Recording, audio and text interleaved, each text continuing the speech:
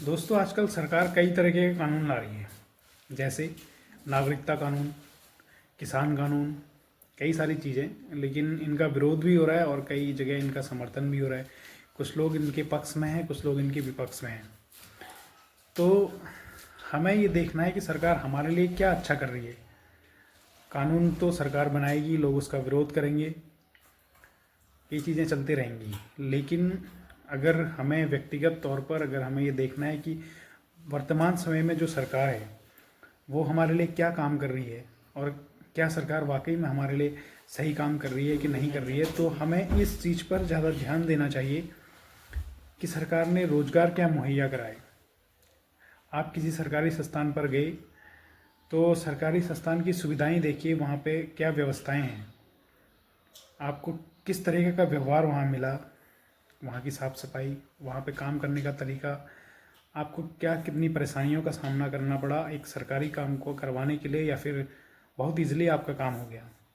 देखिए, किसी मंत्री, चाहे हम प्रधानमंत्री कहें या फिर मुख्यमंत्री या फिर कोई कोई भी बड़े नेता या फिर कोई हमारे बड़े अधिकारी, हम उनसे हर एक छोटी बात के लिए मिल नहीं सकते हैं। कोई भी आम आदमी उनसे ऐसे मिल नहीं सकता। लेकिन हम ये छोटी छोटी चीज़ों को देखकर ये हम अनुमान लगा सकते हैं कि वर्तमान समय में जो सरकार है वो काम किस तरीके से कर रही है। जैसे आप देखिए कि कई आप 10 साल पहले अपने गांव गए और 10 साल, 5 साल, 2 साल बाद आप फिर वापस अपने घर लौटते हैं, तो आप देखो कि उस दौरान जो सरकार थी वहाँ क्या विकास हुआ, क्या वहाँ पे कोई सड़कें बन पाई या फिर कोई रास्ते वहाँ पे बने, या फिर आप जैसे वहाँ अपना गांव छोड़ के आए थे दोबारा वहाँ लौटे तो फिर वही चीज़ें आपको देखने को मिली। कई बार हम छोटी छोटी चीज़ों से भी सरकार की कार्यशैली का पता कर सकते हैं। मैं कई जगह सरकारी संस्थान पर जाता हूँ तो फिर वहाँ देखने को मिलता है कि किसी सरकारी संस्थान पे ऐसे कि जैसे ये कोई खंडहर हो। यहाँ हम आए और फिर कि जैसे कोई इनके पास कोई सफाई कर्मचारी नहीं है, या फिर किसी सरकारी कर्मचारी को कोई सरकारी कुर्सी मिल गई है तो बस भाई उधर बैठे रहना है, हमें अपना ड्यूटी करनी है और बाकी कोई उन चीज़ों से मतलब नहीं है हमें। तो इसका कहीं ना कहीं एक मेन कारण ये भी है कि हमारी सरकार या फिर हमारे जो बड़े आला अधिकारी है वो इन सब चीज़ों पर ध्यान नहीं दे रहे हैं। उससे सबसे बड़ा मेन जो मुद्दा है, हम उन चीज़ों पर ध्यान नहीं दे रहे हैं। मुझे ऐसा लगता है कि एक आम आदमी कई सारे बदलाव अपने समाज में ला सकता है अगर वो जागरूक हो। हमें उनको अवगत कराना है कि भाई अगर आप यहाँ पे हैं तो आप किस तरीके से काम कर रहे हैं, यहाँ आपके यहाँ साफ़ सफाई है कि नहीं है। लेकिन अब हम जाते हैं, हम देखते हैं कहीं कूड़ा है, कहीं कचरा पड़ा है, कोई अधिकारी है, कोई सरकारी कर्मचारी है, हमारा काम कर रहा है कि नहीं कर रहा है, कहीं सड़कों पर गड्ढे हैं तो हमें ठीक है, हम अपना किनारे से निकल गए, हमें कोई मतलब नहीं। तो इन सब चीज़ों से, अगर हमें ही इन सब चीज़ों से मतलब नहीं होगा तो फिर उन्हें क्या मतलब होगा जो आलिशान अपने लग्जरी लाइफ जी रहे हैं, कोई नेता हो या फिर कोई अधिकारी हो। तो इसके लिए सबसे बड़ी जो बात है वो है कि हमें जागरूक होना है। सरकारें कोई भी आए उससे कोई फ़र्क नहीं पड़ता, फ़र्क इससे पड़ता है कि जनता कितनी जागरूक है। आपको लग रहा है कोई सरकार कोई विधेयक ला रही है, सरकार कोई नियम नया लगाने जा रही है, तो आपको लग रहा है कि अगर वो सही नहीं है तो आप उसका विरोध करिए।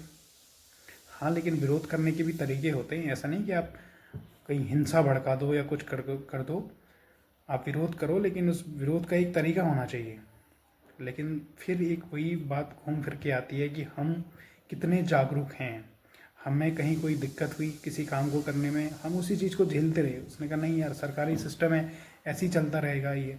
नहीं, सरकार ने आपको फैसिलिटी भी दी है, आप उन सब चीज़ों पे, उन नंबरों पर दें, जानकारी दें। कहीं कोई कुछ गलत हो रहा है तो उसके लिए भी बताएं, कहीं कुछ अच्छा हो रहा है तो वो भी अपनी नज़रों में रखें। लेकिन सबसे बड़ी बात यही है कि हम किसी चीज़ को कितना लाइटली लेते हैं। कहीं कोई गड्ढा है, कोई एक्सीडेंट हुआ, वहाँ पे कोई मर गया, 1-2 दिन न्यूज़पेपर में आया, हम सब ने पढ़ा, लेकिन बाद में हमें कोई फ़र्क नहीं पड़ता। तो फिर जब हमें फ़र्क ही नहीं पड़ता तो वो सड़कें तो हमारे लिए ही बनाई गई हैं, तो फिर उन्हें क्या फ़र्क पड़ेगा। भाई कोई बड़ा नेता है, फॉर्चूनर या बड़ी लग्जरी गाड़ी में घूम रहा है, तो उन्हें किसी गड्ढे का एहसास थोड़ी है।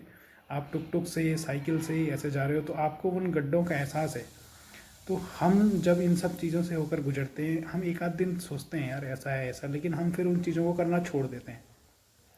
तो नतीजा ये होता है कि सरकारें अपनी मौज में रहती हैं और परेशान हम ही लोग रहते हैं।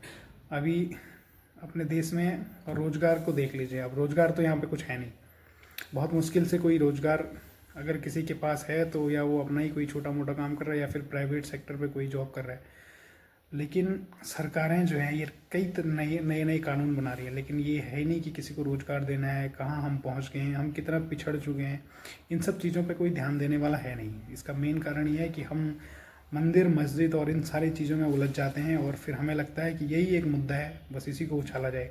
रोज़गार की हम बातें करते ही नहीं हैं, तो फिर उन्हें कोई फ़र्क नहीं पड़ता। वो तो एक मुद्दा है, कोई भी सरकार हो सकती है, बीजेपी चाहे कांग्रेस चाहे आम आदमी पार्टी चाहे XYZ कोई भी सरकार कोई भी हो, आप अपनी जिम्मेदारियां समझें कि हमारे देश के लिए क्या जिम्मेदारियां हैं। कहीं कुछ गलत हो रहा है तो हम उसका सपोर्ट क्यों करें, हम उसका समर्थन क्यों करें। हम गलत का विरोध करेंगे, लेकिन विरोध के तरीके अलग अलग हो सकते हैं। ऐसा नहीं कि कहीं हिंसा भड़का दो, कहीं कुछ कर दो, ये विरोध का कोई तरीका नहीं है। आप विरोध करो तर्क के आधार पर, और फिर ज़रूर चीज़ें घटित होती है, लेकिन एक समाज जो भी शिक्षित वर्ग है उन्हें इन सब चीज़ों के बारे में देखने की ज़रूरत है। तो मैं आज का एक ऐसे ही छोटा सा एक वीडियो बना रहा था। ये मेरे अपने व्यक्तिगत विचार हैं। कहीं मैं देख रहा हूँ कि CA कानून बन रहा है तो कोई उसका विरोध कर रहे हैं, कोई कह रहे हैं कि अच्छा है। तो इन सब चीज़ों से निकल कर हमें इस पर ज़्यादा बल देना चाहिए कि सरकार हमारे रोज़गार के साधनों और हमारे जो चिकित्सा है, जो हमारा स्वास्थ्य है, या फिर जो हमारी एजुकेशन है, उसके लिए क्या कर रही है। ऐसा नहीं कि कौन आया, कितने शरणार्थी आए, हमने कितनों को या अपने यहाँ पे अपने देश पे उन्हें शरण दे दी। अरे भाई, जितने लोग पहले हैं अपने देश में उनके लिए तो सही संसाधन मुहैया कराएं। या फिर ऐसा नहीं कि कोई बाहर से आए हमने उन्हें शरण दे दी। ठीक है, आप उन्हें दो, अच्छा है। अगर आप उन्हें शरण देने में सक्षम हो तो ऐसा नहीं कि उन्हें यहाँ आके हमने शरणार्थी तो बना लिया, लेकिन बाद में वो लोग भी फिर वैसा ही बेरोजगारी को देखते हुए कोई गलत कदम उठाएं या फिर कुछ ऐसे काम करें। तो पहले हमारे पास जितने अपने देश में लोग हैं, पहले उन पर हमें फोकस करना है, उन्हें एक अच्छा जीवन देना है, उनके लिए संसाधन मुहैया कराने हैं, उन्हें रोज़गार के साधन देने हैं, उन्हें जागरूक बनाना है, उन्हें शिक्षित बनाना है, तब जाके हमें दूसरी चीज़ों पर ध्यान देना है। तो बस मैं अब इसी के साथ अपने शब्दों को विराम देता हूँ। और आपको अगर अच्छा लगे तो आप इसे शेयर करिए, सुनिए और लोगों को भी बताइए। और अगर आपको लगता है कि मैंने कुछ ऐसा बोला है, तो आप कहीं पे कुछ गलत बोला है तो उस पर भी ज़रूर मुझे सुधारने की कोशिश करिए। धन्यवाद।